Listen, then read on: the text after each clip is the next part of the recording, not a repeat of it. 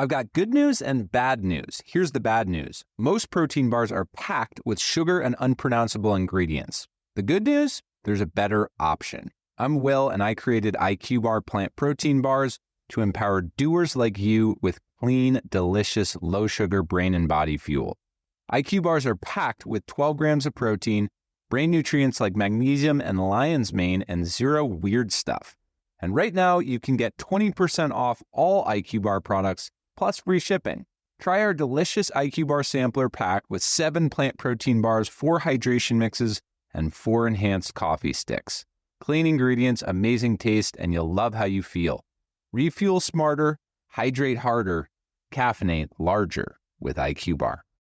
Go to eatiqbar.com and enter code BAR20 to get 20% off all IQ Bar products plus free shipping. Again, go to eatiqbar.com and enter code BAR20. This is Follow the Money on VSiN. And now for some best bets this week on the PGA Tour. It's the Arnold Palmer Invitational. It's a great field. It's usually a great event. Bay Hill Club, Orlando, Florida. And our buddy Jeff Seeley joins us now on the Progressive Guest Line. Follow him on X at Cupmaker Jeff. And the Cupmaker podcast is being recorded a little bit later on tonight. Let's begin here. How tricky of a course is this typically because of the layout for the golfers involved, Jeff? Yeah, no, it can be really tough, right? I mean, there's 85 bunkers. There's water can come into play on at least half the holes. But what's really interesting this week that wasn't so much into play last week is there's a lot of runoff areas. So chipping is going to be huge this week, a lot more than it normally is. So I think we're going to see, especially if the wind picks up, I think we're going to see potentially a challenging event, which I'm excited about. Okay, and you're fading the two guys at the very top, Scotty and Rory. You're going to begin your card with Tommy Fleetwood, who finished tied for 7th a couple of weeks back at the Genesis Invitational. How are you betting Tommy this week, and why do you like him? Yeah, so I'm betting him. I bet a little bit on the outright and the winner without, but I really like a top 10 play here at plus 150 or so. I think his history and his form make him a great top 10 play. He's played this event 9 times. He has 4 top 10s. So, and he's in the best form he's ever been in. As I've said on the show before, I think he's the number 2 player in the world right now. So if I'm nitpicking, his iron plays, but a little inconsistent so far this year, gaining twice and losing twice pretty badly with his irons. But still, he managed the T7 at the Genesis, as you mentioned, and he lost strokes on approach. So if his irons are at least just decent, I think he can contend for the win. And if they aren't, he's proven he can grind out a top 10. So I do like Tommy a lot this week. How about your first guy to win, Fitzpatrick, and how'd you play it? Yeah, so Fitzpatrick, again, I played him in the winner without market. I think he's going to be a popular pick this week, but for very good reason.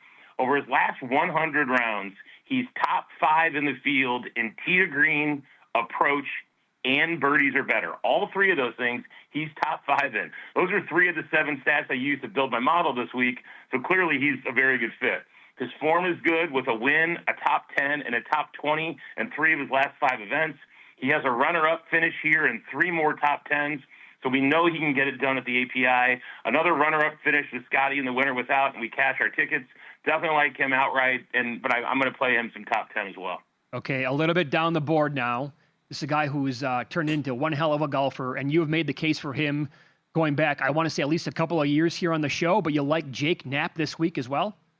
And look at his price, Mitch. We've come to the point now where Jake Knapp, who's 31-1 in the winner without market, is the same price as Hideki and Oberg. I mean, that is how much respect this guy's getting in the markets now. And for those who missed it, here is 2026 finishes: 11th, 5th, 8th, 8th, and 6th. I mean, that is unbelievable. He's plus 260 top 10 this week. Hard to not like that a lot, so I'm going to play Jake Knapp top 10 at plus 260. Over the last 100 rounds, so 25 events, the leaders in this field in total strokes gained, the most relevant golf stat you can have, are Scotty Scheffler 1 and Jake Knapp 2. That is how well he is playing right now. It's unbelievable. And then one other guy who is a big favorite of mine, you guys know I play this guy all the time, 45-1, the winner without, Sepp Straka. I'm playing him top 20 at plus 150. I made a small play on the outright, but if he had been better at bogey avoidance, he'd rank much higher in my model. But his overall games is there. He just has to avoid some of the bigger numbers, stay out of the water. Last week was really bad for Straka, but if you look back just a week prior, He finished second at Pebble, 18th at the Waste Management, and third at the Hero in January. So the form is there. I think he can bounce back this week as he gets back down to the Southeast. I like him there. And then one more guy I played last week. I'm going to play again is Pearson Coody. He's 45-1, the winner without. I'm going to keep riding him until keep riding that train until it kicks us off. So he's plus 150, top 20 as well. So I like Pearson Coody again this week. So is that your most important factor then when talking about Pearson and Knapp, about how about important current form is? Yeah, absolutely. And current form's important, but again, like long-term form, you could even say, Paul, is even more. The stat I used with Knapp, that was 100 rounds, so that's 25 events. So you think about so we know his current form's good, but think about that. Over the last 25 events, Jake Knapp is second in total strokes gained behind Scotty Scheffler. That is unreal. Yeah, you would not have guessed that. You would have guessed somebody else for sure. The fact that Jake Knapp is number 2 just tells you how under the radar he's flown. Yeah, Yes. You're not kidding there. Yes. Okay, you're excited. Bomb of the week. I am. Puerto Rico Open. Set this up. What did you do? And hopefully you win $17,000. Take it away. So, guys, this is a complete homer pick, but I have to share this story. Eric Barnes is a buddy of mine, born and raised in Marion, Indiana. He's been on my podcast several times. Earned his tour card a few years ago after grinding out on the smaller tours. The pinnacle of his short PGA career was a runner-up finish at this very Puerto Rico Open 2 years ago. He lost in the third playoff hole, so he was 3 playoff holes away from getting his tour card, being guaranteed for 2 years, winning $1 million, getting his first win. He lost in the playoffs, and then he lost his driver. He could not keep his driver on the course. He battled injuries, went back down to the Korn Ferry, struggled some more, lost his Korn Ferry card. He played in a Monday qualifier this week for the Puerto Rico Open, and he qualified as the last man in, winning a 4-way playoff. He's 3,500-1 to win, and he's 33-1 to finish top 20 in an event he took second in 2 years ago. It's a huge bomb. I bet $10 on the top 20, and I bet $5 on the outright. You talk about the ultimate piece of money bet. But what an amazing story at a course we know he's had success at. Hoping we can see lightning strike again. And, guys, if nothing else, it's going to be a great story. And if he can make a run at the end of this thing again, it's going to be must-see TV. So I'm really excited and pulling hard for my guy Eric Barnes this week. 3,500-1, which you rarely see listed for like any golfer anywhere, and 33-1 top 20. And this guy, you've talked about him before on this show. You said that he was the podcast guest with you as well. So, and he finished second here before? 2 years ago, yes. Took second 2 years ago. And the funniest part was a guy from Indiana came to watch him, and the guy's like legally blind, so he brought his dog, and Barnes was taking a backswing, and the dog, who never barks, barked in his backswing, and he like chunked a chip in the playoffs. I mean, the ultimate irony. It was so bizarre. Like the ultimate irony of the whole scenario was so crazy.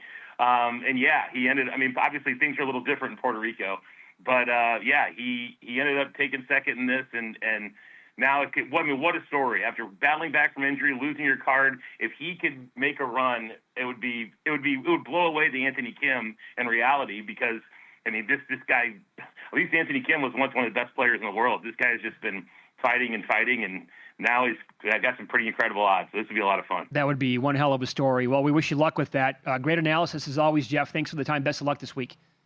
Thanks, fellas. Take care. On X, at Cupmaker Jeff, and the Cupmaker podcast is getting recorded later on tonight, and he joined us on here on the Progressive Guest Line. It's like Hideki in the tee shot where the employee drops a chair right when he's ready to hit the ball. Yeah. Incredible. Okay, here's the updated numbers. Man City draw cashes plus 390. They blew a 1-0 and 2-1 lead at home to Nottingham Forest. Arsenal won. Arsenal's now $5 to win the Premier League. Golly. That's at DraftKings. Arsenal wins. Man City gets the draw. Incredible. It's right there for him now. Do you have Arsenal on futures? No, I don't. I have Man City on like 4 or 5 different cross-sport parlays for some pizza money. That's stunning. That's a bad result today, Man, to say the least. Nottingham Forest trying to avoid relegation. They're at the bottom, and they respond twice to get the draw. And Florida Gulf Coast somehow covered. They won by 11. John, you had them. Yeah, I don't know. What were they laying? I think it was 8. Was it 8? 6.5. I can't remember. 5.5. I don't know. Well, how some of these games are can't playing out so far today. Again, how the day started at noon Eastern, 9 Pacific, with Bellarmine getting that job done against Jacksonville. They're up by, again, here, let me double check. I want to say it was like 17 points at halftime. They're cruising, and our buddy Max Hoffmeyer was on them. Greg Peterson was on them today at vsin.com. So bright and early at a 9 a.m. tip time, I'm like, sure, why not? Got to fire a little bit here on Bellarmine. And, yeah, 47-32 was the score at halftime. Jacksonville hits them like a Tyson uppercut with a huge run to begin the second half that wouldn't stop. They take the lead. I'm like, okay, this game's over with. I hop in the shower, I get out, they won and covered in overtime, or in regulation. It doesn't even go to overtime. Silly turnovers, missed free throws, and then all of a sudden, just like, there you go. Bellarmine down 3 late. Somehow they win by 3. Lane 1 point. Yeah, Gulf Coast Lane 7.5.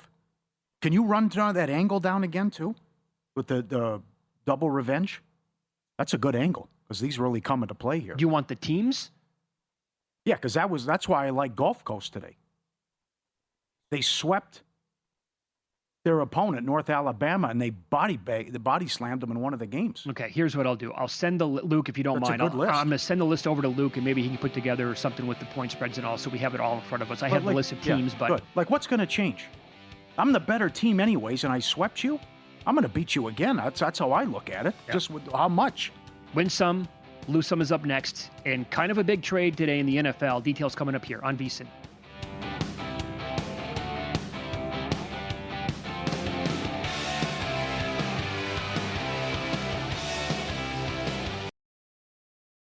I've got good news and bad news. Here's the bad news. Most protein bars are packed with sugar and unpronounceable ingredients. The good news? There's a better option. I'm Will, and I created IQ Bar plant protein bars to empower doers like you with clean, delicious, low-sugar brain and body fuel. IQ bars are packed with 12 grams of protein, brain nutrients like magnesium and lion's mane, and zero weird stuff. And right now, you can get 20% off all IQ Bar products, plus free shipping. Try our delicious IQ Bar sampler pack with 7 plant protein bars, 4 hydration mixes, and 4 enhanced coffee sticks. Clean ingredients, amazing taste, and you'll love how you feel. Refuel smarter, hydrate harder, caffeinate larger with IQ Bar.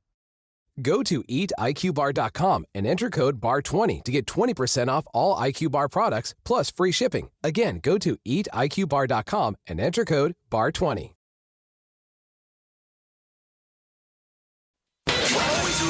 Follow the money. That's what I always say. You always follow the money. Yeah. This is Follow the Money with Mitch Moss and Paulie Howard on VSiN. Thanks for checking in here on a Wednesday. We're live in downtown Vegas. Circa Resort and Casino is the spot. We begin this hour by going across town to the Westgate. Jeff Sherman joins the program. He is VP of Risk Management over at that great property, and he is on the Progressive Guest Line. Jeff, good afternoon. Let's begin with this. You're a big NBA guy. Paulie was on a same-game parlay last night, or not same game, I'm sorry, Moneyline parlay, 6 teams that all came in at plus money. There's another one tonight against tanking teams, a 3-teamer that's like minus 125. Have bettors been doing that at the Westgate like every single day against these teams that are in the toilet?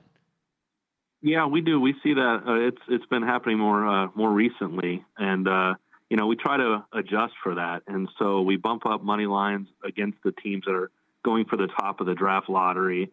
And so the money lines aren't necessarily correlating to what you'd expect to see for that given point spread. So the spreads are already taxed enough against those teams that we're getting sharps on the dogs in those games. But the money line's a little bit higher to account for just what you mentioned. So in all the games, basically, would you say that you're seeing sharp money because the point spreads are escalated so highly? That's what we've been seeing the last few weeks is dog support from the sharp players just because of the inflated point spreads against these teams.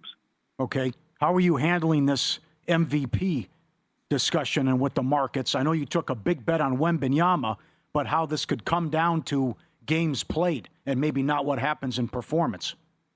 Man, this is crazy. I haven't seen anything like this, and that's an extra part that you have to handicap into it. And, SGA is back with some leeway now, so he's back to being a minus 325 favorite after being as low as minus 125 when we didn't know how many games he might come back with. But I closed the Rookie of the Year because that price has been moving based on Cooper Flagg not playing games. Nothing that is happening on the court with him, but just the perception of how many games is he going to miss, and the more he misses, the more the price moves. So it's really nothing performance based, but it's games missed based. So I'm just dealing the MVP right now, but SGA a pretty strong favorite. Now Jokic 6-1, Cunningham 9, and Wemby at 18. So everybody else's odds has eased out after SGA's come back with 6 games in hand. Okay. Do you think people are going to make a case? And I'll throw 3 guys at you here under different scenarios, but can Cade or Jaylen Brown have enough? Do they have enough of a runway over the last month and a half if either one of those teams get the 1 seed overall in the East, and it'll probably be one of those 2 teams? Or what if the Spurs get the 1 seed in the West with Wemby? I still don't think they do because, we've seen Bontemps straw polls, and these guys have been very far behind and garnered very few votes that they needed to get up there. So that discrepancy is going to be tough to overcome. And now that SGA is back and what the media thinks that he means to that team, I just think there's too much separation at this point, and we're running out of games with 20 or so left. Yeah, fair enough. Do you have Tiger at 500-1 to win the Masters?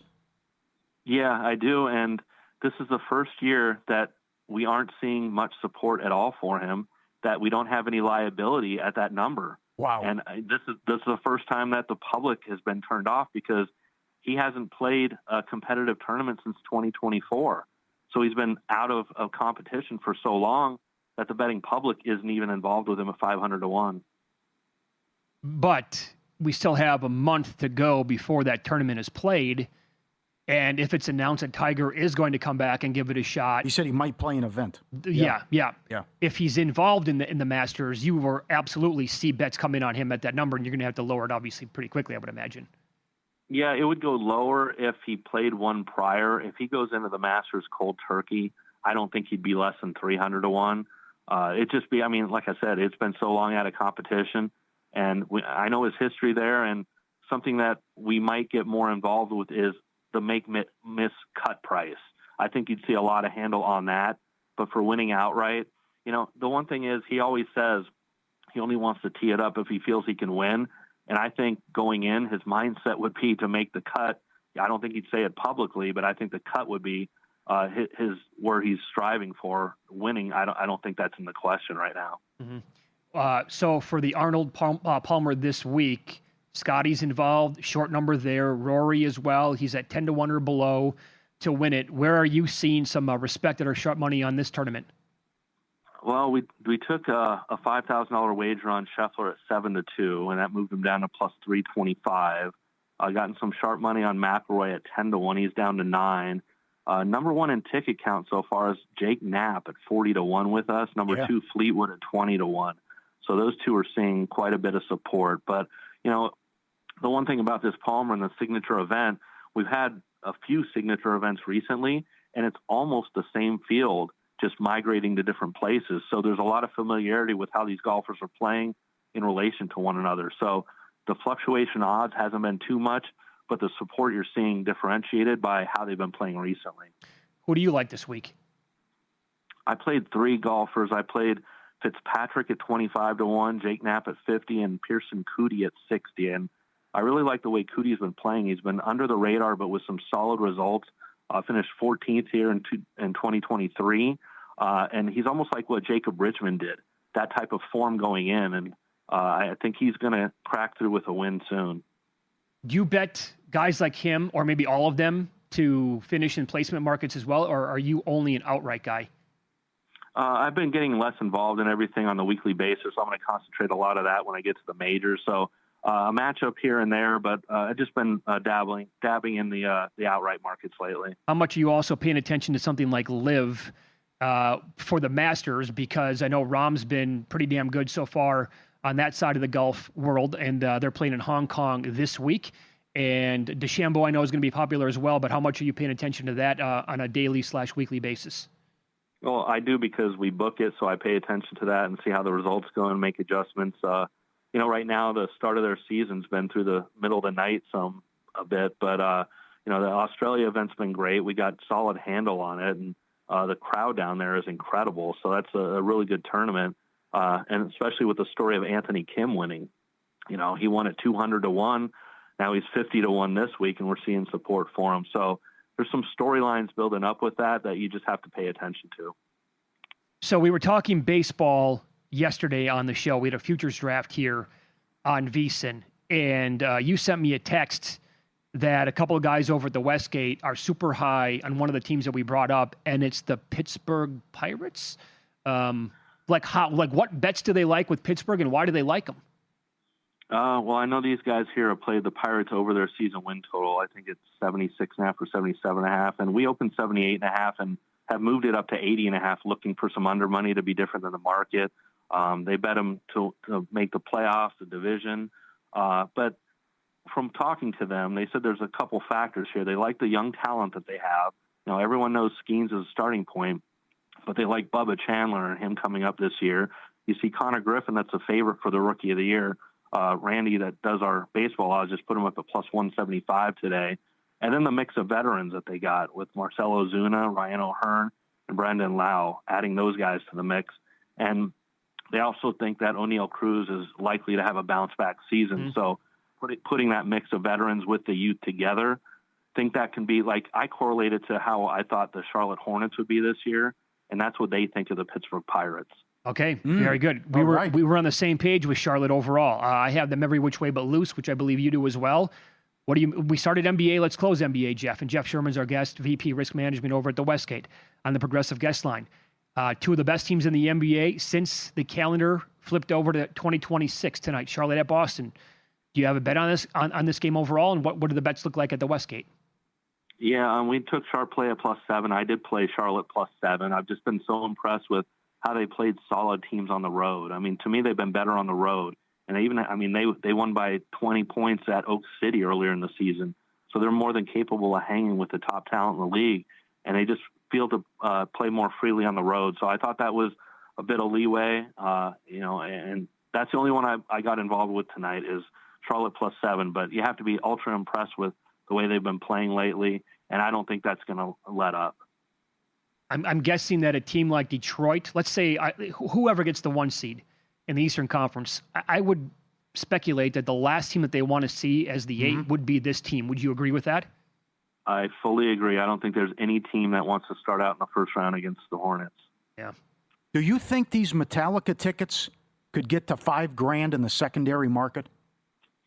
I think for the top seats, the ones that you get, not the ones down low in the pit area, but the good seats with a good view in there, I think they will. And, right now it's such limited shows, and I know they're adding some, but, there's going to be fans flying in from all over the world. Kind of like, I talked to you guys. I've gone elsewhere in the world to see them, and I think it's just a destination to come here and see them in this venue. It's almost a once-in-a-lifetime experience. Where have you traveled to watch them live before? Locally, Seattle, Montreal, Toronto, and as far as St. Petersburg, Russia. A+, my man. A+. And you are going to one of the shows that they have at the Sphere in October. Yeah, the weekend of the 15th, 17th, I'll be attending that one. Thanks, my man. Talk to you soon. Good job. Okay, thanks, guys. So he has a friend that he got the tickets from, and he's in I used to be in the fan club, and that's when I got front row seats and met the band before the show. I was in college. He got to pay $1,000, and the guy's top of the tier in the fan club. So if the Eagles at the end of March are $2,000 for good seats on Ticketmaster, right, what are these going to, and they're here on a regular basis, what are these going to go for secondary market? They announced 8 shows, and Montesano, who loves them, has said it's been a gong show on Ticketmaster. Well, okay, so did you see what some of the waiting lines were like? I had to tap out. I had multiple friends involved. It was like 4 hours. You're number 25,000 in line. Oh, my God. It's just like, what are we doing here? He's right, then. They'll go for $5,000. Oh, they will. If the Eagles, for a good seat on Ticketmaster to see the Eagles, is $2,000. Mike Palm next. How much money does a celebrity have to lose gambling in order for that casino to name a street after him?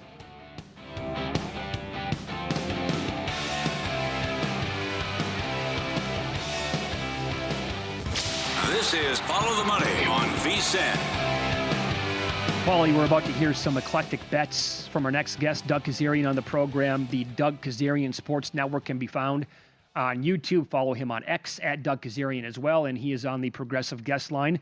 Doug, 4-1, first week College Basketball Challenge here on VSiN and at Circa. You were 4-0 on your appearance last week on Primetime as well. Let's begin with this. We got to get to it right away because you have a lot of bets here, but your favorite bet is in women's college basketball tonight. And Matt Human said last week on the air that if people were allowed to bet women's college basketball in the contest here, you'd be the runaway favorite for it. Huge compliment to you. Who do you like tonight? I like the first year where I was teasing Randy McKay because the football invitational got to December and then FCS was included. And I said, I'm going to put an asterisk next to his name if he wins it. So if we're going to include FCS, why not the women's hoops? But no, so I'm in the WNBA. You guys know this. I've been a guest on your show a bunch of times talking. I do have a guy who's much more knowledgeable about women's hoops. And his best play is top of the hour, Texas A&M, laying 5.5, 6.5. Auburn's one of the worst teams in conference play. They only have 3 wins, and they just lost to Arkansas, which was winless in conference play, and they got blown out. So now they've lost 11 of 12, I believe, opening round of the conference tournament. And the last time they faced each other was like a 15, 20-point blowout. I don't understand this line. Auburn has 3 conference wins, so some of their wins were earlier. I think this is one team, and we see it in the men's tournaments all the time, where you have one team that's sort of peaking or playing better, at least at the bottom of the conference, and another team that's kind of ready, got the senioritis kicking in. I think that's the case here. A&M's a bet-on team right now. I'd lay it. Definitely my favorite play. All right, my man. Let's get into some player props. We mentioned this yesterday. The marquee game tonight, Thunder and Knicks. Holmgren, points under. He scored 20 points in a game once since mid-January. He just does not like a marquee part of the offense, right?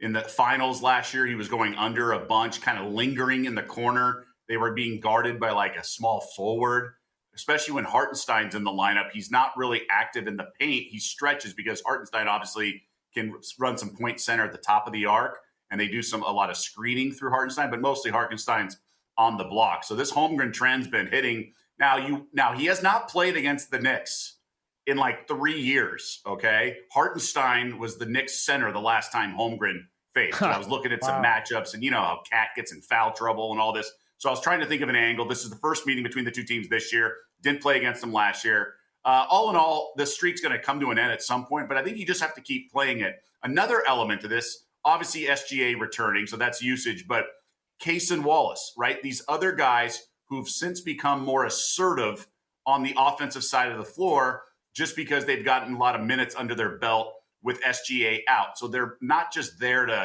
kind of like give 6 minutes of hard effort, kind of, play hard defense, stay out of the way. Now Wallace and these guys are part of the offense and feel more comfortable. That, I think, just domino effect, less usage for Holmgren. And also some of these guys hit a wall. We talk about it with the rookie wall and things like that before the All-Star break. I mean, Holmgren's been healthy for the most part. So I just wonder if he's kind of hit a wall. And it's a lot of points. It's a high prop point, all things considered, even in a Knicks game. So I'm going to have to play the under. Yep. Okay. Portland opened 6. You laid 8.5. They're up to 10.5 against this Mickey Mouse operation with Memphis and what they're putting out here. You think Portland punishes them? Yeah, I mean, I've been betting on the Grizzlies a little bit lately. They won a couple recently. They played Memphis yesterday down to the wire, but it's their third game in 4 nights. Portland's off back-to-back losses, hasn't played since Sunday. And you have a bunch of guys that are listed as questionable. I don't know if they're going to play. Pippen Jr., Coward, Cam Spencer. So I don't know who's suiting up for the Grizzlies. I honestly think there'll be about 3 guys playing I've never heard of, and I'm an NBA junkie. So I think this is one of those games that just gets away from Memphis in the second half. Portland was in a similar spot against the Bulls recently when it was a tough schedule spot for the Bulls, third game in 4 nights and everything. And Portland increased the tempo from the start. They knew they had the fresher legs, and ultimately in the second half, they pulled away. I think we're going to get a similar script here. Grizzlies are not a team you kind of want to fade. Remember, they'll play hard and everything like that. But this is a team, the Kings also beat them by double digits recently in a bad scheduling spot. So I think this is that game where they're sort of punting. And I just mentioned it. They've won a couple recently. They can't have that anymore. So I think this is one of those tanking sort of wins for Portland. Follow the money here on VSiN, the Sports Betting Network. Our guest, Doug Kezirian, the Doug Kezirian Sports Network on YouTube at Doug Kezirian on X. He's on the Progressive Guest Line. Let's get a couple of quarter bets from you as well. Jazz are playing at the 76ers. The numbers here in the first quarter, Philly 2.5, like minus 115, total between 57.5 and 58.5. What do you like here? So I'm on the Sixers first quarter. I'm going to play them first half as well. Crazy as it sounds, we've had some huge blowouts this year. The Nets have lost by 50 a few times and things like that. Typically, when they get destroyed, that team responds well. And it's usually one of the bad teams, like the Grizzlies or the Nets or something like that. Now, Philly, I guess, is considered a good team. I just think they're going to respond. You don't get to the NBA without being a really competitive dude and obviously a talented guy. And then you have this Utah team. I mean, are we aware the talent that they are missing with the front line and all those guys? Now, Keontae George is the reason they took the Nuggets down to the wire the other night. But they're starting Filipowski and some other guys. So I think there's some line value here in the first quarter. And this goes for the next game, too. Odds makers, and I've done stories on this when I was at ESPN, they jokingly say we're lazy. We just take the game line, make the first half line commensurate with that, and then make the first quarter line commensurate with that. We all remember this from Alabama first halves when Tua was there and how there was line value on first half lines. So when you get to these huge spreads on the game line where there's kind of garbage time involved at the end, I think there's some line value if you understand substitution patterns. I just think sort of the motivation and the intensity after getting your head kicked in the previous game, I think the talent wins out, and you want a focused favorite. That's the best thing to always bet on in all of sports, a focused favorite. And I think we get that with the Sixers, and I want to isolate it in the first quarter and first half tonight. Yeah, I'm with you. Great breakdown. That was embarrassing last night on national TV against the Spurs. So what is this breakdown, Clippers second quarter? So if you guys remember a couple of weeks ago, remember Indiana was down 17-0 in the second quarter? And I was joking that they were playing make it, take it in that game. It's ridiculous. And then I started digging deeper. This Pacers team is terrible in second quarters, okay? So I go look at some stats. They're bottom 3 in points scored in the second quarter and then bottom 3 in points allowed. Now, Clippers are good in points allowed, second quarter opponent, right? And then they're bad, but they just made a few trades. And since the trades, this second unit, so what happens is they put Kawhi with like a bunch of JV guys and let him cook on offense. And then they go Garland and Mather in with some of the defensive pieces, and they actually increase the tempo and they can score. So again, this goes back to the odds makers, just doing the quarter lines commensurate with the game line. I think you have huge line value in the second quarter. Now you have to think about, well, what happens in the first quarter that could dictate. Yeah, but let's say the Clippers are up 10. I don't know if it's bad that clearly it's a game that the Pacers might be punting on. They're in LA, you got the LA flu. We might not have Siakam, Nesmith, and Nembhard tonight. They're both doubtful or questionable and whatnot. So this might be a game they punt anyway. And if they're down 10, let's say the Pacers start strong like they have in a few first quarters, then you have huge line value because the in-game second quarter line is going to be like 6. So I think it's a much more reward than risk. And that's why I think it makes a lot more sense to bet the second quarter now going into the game because of the new substitution patterns on the Clippers, making a much better option in the second quarter. And they're deeper now, and they play a lot of defense. They have the perfect sort of pieces right now with defensive effort and length, with guys like Derek Jones Jr. and Chris Dunn starting. And then they have enough scoring outside of Kawhi now with Mathurin and Garland. So I like all the pieces, and they're bigs, and they have a lot of youthful energy now. Ty Lue made those adjustments about mid-season, and that's when they started to go on that run after the horrible start. Ty Lue started interjecting some of those younger, guys with fresher legs because he was sick of the old vets just bringing them down. So I think this Clippers team's kind of a bet-on spot. And based on the lineup moves and what's the status of some guys for Indiana, this might be just a blowout in every quarter. Damn, love that. Great catch by you. In like a minute left here. As I mentioned, 4-1 in the college basketball contest over the weekend. Great start. What do you like tonight? Yeah, I don't love anything like I did last night per se, but I'm on Washington here against USC. It's getting up there, 6.5. I get it. But this Trojans team, 1-5 ATS in their last 6. The lone cover is by a hook. They've been coming apart at the seams. They've been getting blown out in a lot of games. Okay, we see some line movement buyback here at 5. I think that's just the math guys in the market kind of disregarding sort of the narrative with, Baker Mazar is off the team. I don't think this team all of a sudden comes together and tries to win one for the Gipper or whatever. They got UCLA on deck. I think this is senioritis. I think this is a road trip. We all have these work trips where we got to go Wednesday, Thursday in a work week and then make sure we're still focused on our weekend plans. I would be shocked if this team shows up. They might. And obviously stranger things have happened. We know the NBA's tough to bet in that kind of when you're trying to handicap effort. But I don't see this USC team. I mean, they've been poorly coached. Arenas is focused on the draft. I think Washington, they've been pretty good against the number. They won last week as a favorite, so I think they win and cover here. Doug, awesome spot, man. Best of luck tonight. We appreciate that. All right, you too, guys. Thanks, Doug. Doug Kazarian, Sports Network on YouTube. Up next, NBA card.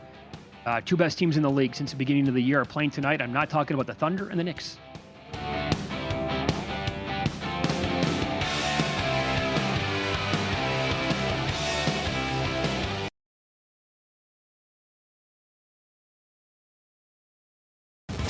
This is Follow the Money on VSiN. Get some best bets here in college basketball. Maybe some golf if we have enough time. Matt Youmans joins the program now, VSiN host. He's on the Progressive guest line. We were talking about what UNLV did to Utah State last night. Again this year. Big dogs again. They beat them outright. They're now 2-0 against them. Matt, a couple of things here in the Mountain West Conference. What number would you need to bet UNLV to win that conference tournament? And is it possible we're talking about a one-bid league this year?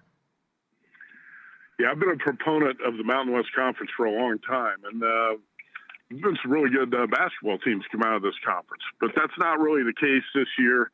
And I believe after watching this Utah State debacle last night, that this has got to be a one-bid. It's got to be a one-bid league.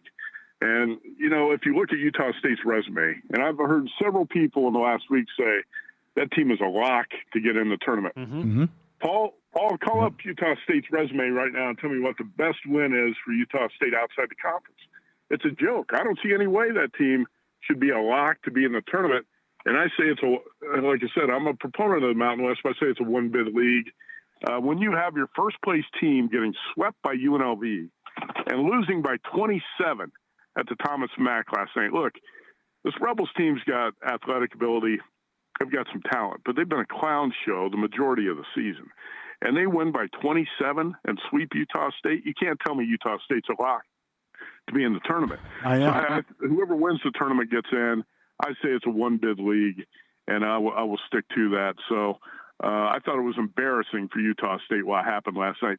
Aggies just got overwhelmed by the Rebels athletes and really had no answer for anything. I was stunned. I don't know about you guys watching that game. I know Paul liked the Rebels. Paul, you took the points. I don't know if you played the money line last night. There's no way in hell I thought UNLV was going to run those guys off the court by 27. Their best wins, VCU. They're 24-6. They've struggled on the road, and Torvik has them in the mid-20s, and ESPN Lenardi has them a 7 seed, safely in the tournament. I'm watching. I don't know what I'm watching something different with this program. Yeah. I mean, if you say VCU, I believe is on the bubble. Right. So there's not one win on Utah State's resume against a team that's definitely in the tournament field. Right. Not one win. Right. And the guy who does Bubble Watch has them a lock. So yeah, how is that? I don't know. It's surprising to me as well. So we're down on this league, no doubt. I think this is too many points for New Mexico. How about Colorado State tonight? Yeah, I took the Rams +9 overnight, and I think those numbers dropped a little bit today. I was just out at the Red Rock Sportsbook, and I saw 8 on the game. But you really got to throw out the first meeting between these teams because the Rams lost in Fort Collins by 10, but that was 2 months ago. Ali Farakmanich, you remember him? He was at sharpshooter at Northern Iowa, was on the cover of Sports Illustrated when he shot down Kansas in the tournament. Farakmanich has got this Colorado State team playing really well. They've won 7 straight. Rams won at UNLV recently, beat San Diego State by 9. And if you look at this team, I would say that the strength is three-point shooting, 39% from 3, and the fact that they're playing good team basketball. I've been impressed by the way Colorado State's played recently. I took 9 here against Lobos team that really has not been lights out at home like usual. Lobos dropped a couple of home games. They were lucky to get by San Diego State on Saturday, and I bet New Mexico in that game, so I know how lucky they were to win it. But I thought 9 was a little bit too many tonight for a team that's won 7 straight and is playing really well. Matt, let's go to the horizon. Wisconsin-Milwaukee is playing at Detroit in this round here, their home games. for the teams that have the better seed. Can you explain the money here on Wisconsin, Milwaukee, swept by Detroit this year? This was sitting at 2 earlier today. Westgate's at pick 'em right now. Yeah, I don't get this at all. I don't know what's going on with this number, but it does concern me a little bit. I talked to Ron Boyles, who's a really sharp college hoop bettor, and Boyles has been on a heater for 2 months, and he likes Detroit to win this conference tournament. Wow. Now, obviously, he's taking a good number on Detroit, somewhere around 10-1 to win the conference tournament, but still, you're not going to win the tournament if you don't win one game against a Milwaukee team that's not very good. By the way, Milwaukee Panthers are 12-19 going into this game. And Detroit was 2.5-point favorite overnight. I laid a money line price 135 on this, and that's a bad number because, like you said, you could get Pick'em out there right now. But Detroit finished regular season with a 95-89 win at Oakland. That's a really good win. Like I said, beat Milwaukee twice. You mentioned it, and won by 13 on the road, by 5 at home. Orlando Lovejoy, senior guard, has averaged 27 points over the last 3 games. Now, it's interesting for a guy who scores this many points. He doesn't shoot the three. He shoots 16% from three, but at 88% the free throw line. And as a team, Detroit shoots 77% from three. Wright State's the top team in the conference, but Detroit tied for third with Green Bay and Oakland. This Detroit team should handle this game. I don't understand the line move. Maybe somebody out there knows something that we don't. But I played Detroit over Milwaukee.